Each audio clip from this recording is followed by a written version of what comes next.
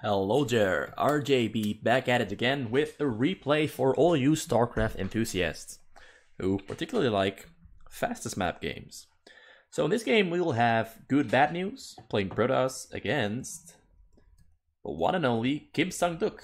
I have no idea who this guy is, but I've been told he is really good by the person who sent me all these replays.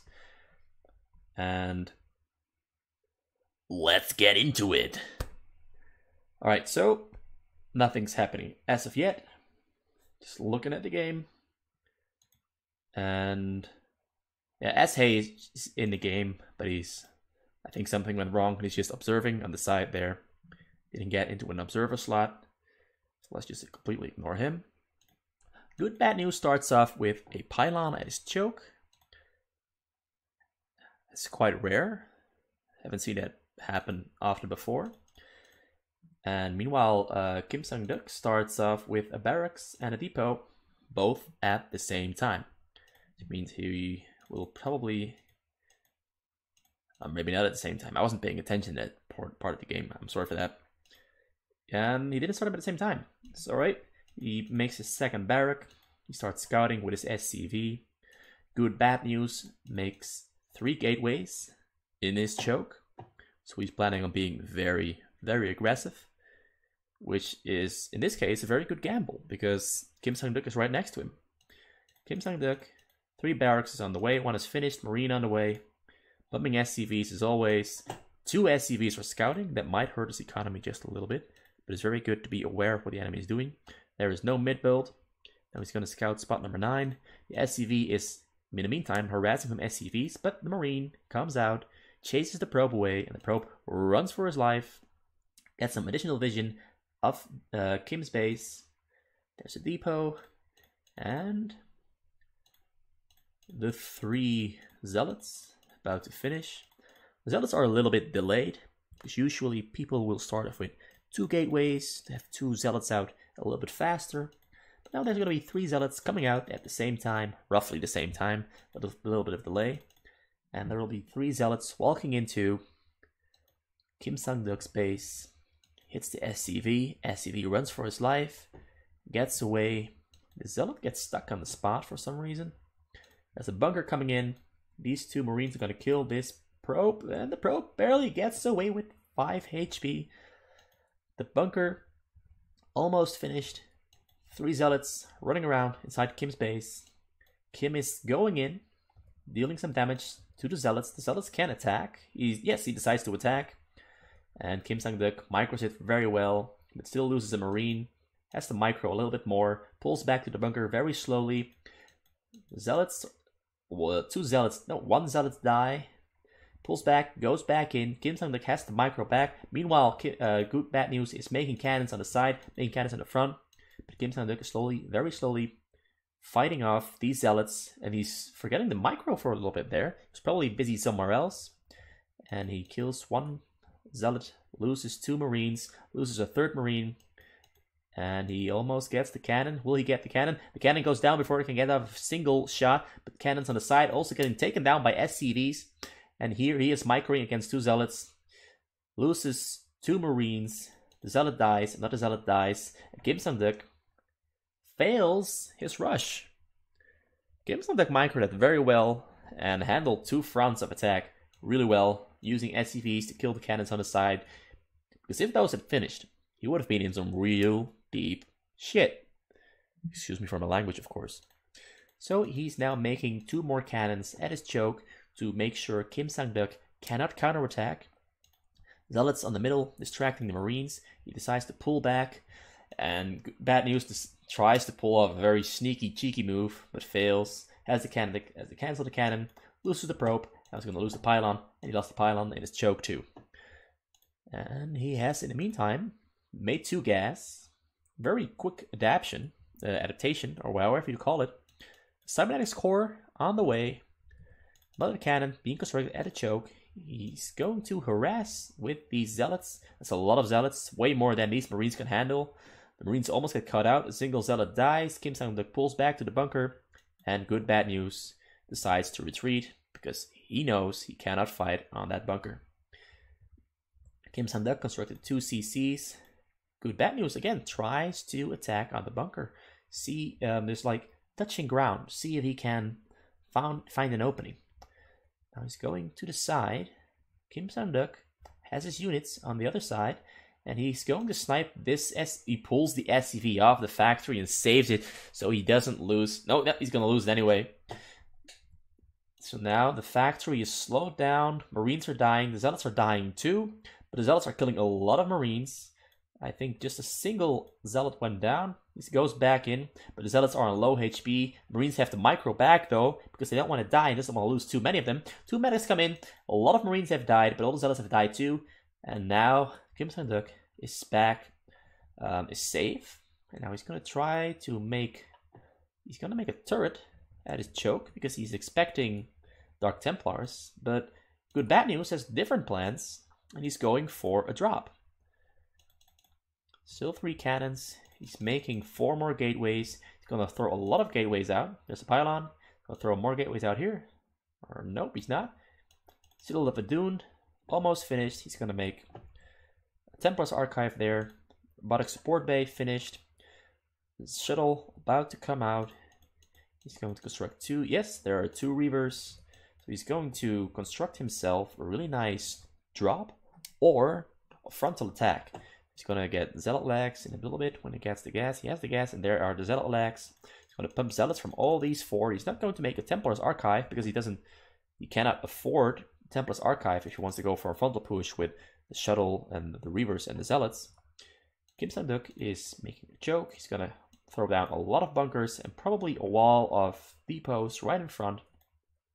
Where are you going, my friend? He's probably going for to get a vision of these gas and minerals so he can send his SCVs away from his minerals whenever he is going to get dropped. Well, he's on 5 barracks. 2 are about to be finished, so he's on 3, almost on 5. Starts a depot, is making a dropship. He's really planning on hitting Good Bad News minerals with a tank, clean them all out, which would give him a lot of time to fight and basically give him a lead over Good Bad News, which he technically already has because he fought off that early rush. And there is some very good Reaver shuttle micro. He almost loses the shuttle. It has 8 HP left. He means he pretty much can no longer use the shuttle. So he's just gonna kill this depot. There's a Zealot running back and forth over there. The bunker dies. He picks up some Marines and puts them on the hill. That's a very smart move that I haven't really seen utilized before in this manner. He's going to the other hill. Yes. He's gonna snipe the shuttle. Oh, he tried to snipe the shuttle. That's so smart of him. And Good Bad News, knowing what Kimsangduk is up to, unloads the Reaver. Picks the Reavers back up. I think he should switch out the shuttle. But he's going to go for a drop now. Yes, he's going for the drop. Our raid is out. And Kimsangduk doesn't have a lot of units out there ready to move. We cannot attack this. He would lose most of his units if he were to attack these Reavers. These Reavers would clean out Marines very, very quickly. He unloads a couple more Zealots inside Kimsangduk's base. Oh, what's going on? Oh, the Scarab gets the tank anyway. Even though it was bugging for a little while. Could have been a dud. Would that have been a dud? Oh, it would have been beautiful. Very convenient for Kimsangduk, but it doesn't happen. Good Bad News slowly chipping away at Kimsangduk's units. Kills the factory. He's going to kill these SCVs and turrets too. Another wave of Marines comes out. But here comes a drop. There's a Reaver in there. Will the Reaver be able to kill any? No, he drops it away from the SCVs. He's not going to risk it. He cannot hit the SCVs from there. So just the Marines are going to kill the Reaver. Like, if he'd flown in a little bit deeper, he wouldn't have been able to unload the Reaver because the shuttle would have died to the turret before he could unload it. Because these buildings would have blocked him from unloading it. So on one side, it might have looked very bad, but it was actually the only option he had left. And he immediately saw the option. And here comes a drop. A lot of Zealots dropping in with the little trick where you can unload while flying without having to individually click on each shuttle. Now, a bunch of Marines die, a bunch of SCVs die. He's doing a lot of damage to this CC, and he decides to attack the Marines instead, which is way smarter, because that's direct damage, direct loss of minerals for good bad news. And here comes another drop. A lot of zealots again being dropped on top of Kimsangduk's marines, and all these marines are dying. He loses 2 shuttles, but man, this is terror inside Kimsangduk's base. Like, how is he going to deal with this? He doesn't have any units to fight off such a huge number of zealots. He's making some fire bats, more units flying in, but he loses the shuttle to the turrets that he decided not to clean out. And now he's cleaning them out. And still a lot of fighting going on inside Kimsangduk's base. He doesn't load up the marines into the bunker because he can't get to the bunker. And the fire bats just clearing out these last... Yes, there, he loads them up into the bunker. He has to unsiege because he doesn't want to kill his own SCVs with splash damage while focusing the zealots. He's killing the zealots. And boy, good bad news is putting on a seminar display. Like, he's showing you how to screw over a turn repeatedly with drops and solid decision making. Even after a botched rush, which usually puts you behind quite a bit, but he adapted really quickly. And now there are 2 Reavers inside these shuttles. He unloads while flying, and the Reavers, Reavers do not focus down the SCVs. SCVs are all safe. He has to spread out the SCVs. The Reavers, however, do kill 3 tanks, kill a bunker, and kill the Marine inside the bunker. And now Kimsangduk has no tanks inside his base, loses the factory add-on. Now he's only on a single factory tank production. He's making more raids to kill shuttles and kill... Oh, there's a Templar. Oh! That's really well done. He focuses down the shuttle with his marines and kills the shuttle with the raids before he can actually unload anything of significance. Although he does get Templar out and kill about 9 marines. Here he's dropping zealots on the hill, because those marines were still on the hill trying to kill air units, and he flies the raids into a bunch of dragoons and cannons and loses the raids that he so carefully stored up and was able to fight off drops with. Now he's stuck with no raids, I mean 1 raid. It's a single tank, sending to his choke. Meanwhile, good bad news made a single weapons upgrade. And there come the dragoons. Oh, he blocks the dragoons out from being able to attack the tank, and the tank is completely safe. But a huge drop is coming for Kimsangduk's minerals, and there are a lot of units being unloaded. There's no Templar in there, funnily enough. It would have been really smart to put a Templar in there, but he didn't have a Templar in there. And these bunkers are gonna protect him from losing units. Really good choice to have these bunkers around his main. Kimsangduk's picking up more units already. There's a Templar he's going to pick up, but the Templar doesn't have energy yet, so he has to wait for the energy on the Templar. Does he have a Templar in there, though? Somewhere. Just Dragoons, Zealots, and 1 Templar. The Templar needs about another 10 seconds or 20 seconds to have energy for a storm, but he unloads about 20 units inside. Oh, there's a Templar in there, which doesn't have energy. This one does have energy. He pulls his SCVs away, and the Templar gets 7 kills. He's going to try to storm these SCVs too once his Templar has energy. A lot of Dragoons and Zealots are dying inside Kimsangduk's base. A bunker went down, but Kimsangduk is holding on pretty well, and this Templar is going to get stimmed down by the Marines. And yet another very painful drop fought off by Kimsangduk successfully, while being able to limit his losses to a minimum. That's a really good job by Kimsangduk, because I cannot describe how incredibly difficult it is to fight off drops like this while trying to build your base, because you have to do so many things at once.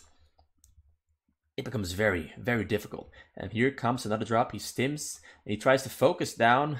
Oh, did the Marines die to the storm? And this is such a huge amount of units and Templars inside his base. These Templars can kill every single Marine and tank inside Kimsangduk's base. Kimsangduk doesn't have any units left in his base to fight this off, aside from these bunkers. He has to pull these SCV away really quickly. He pulls them away, but he loses 2 SCVs.